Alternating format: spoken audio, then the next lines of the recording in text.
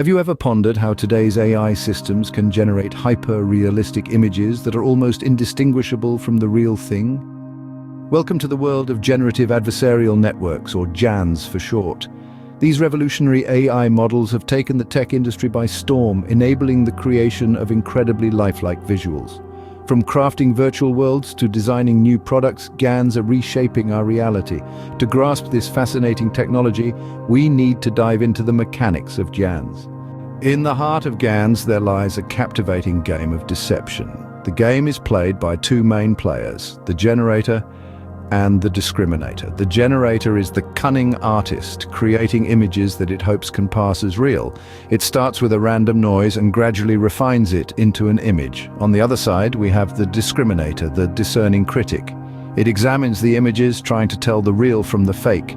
The discriminator's job is akin to a detective, spotting the fakes among the genuine articles.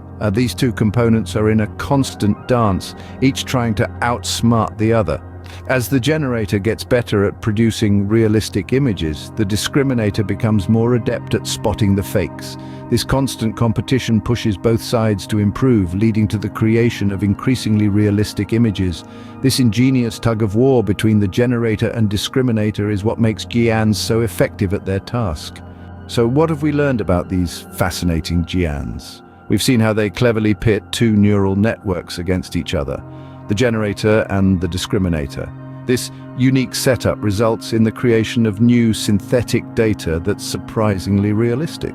GANs are making waves in the tech industry, with potential applications ranging from generating art to deepfakes to more practical uses like data augmentation.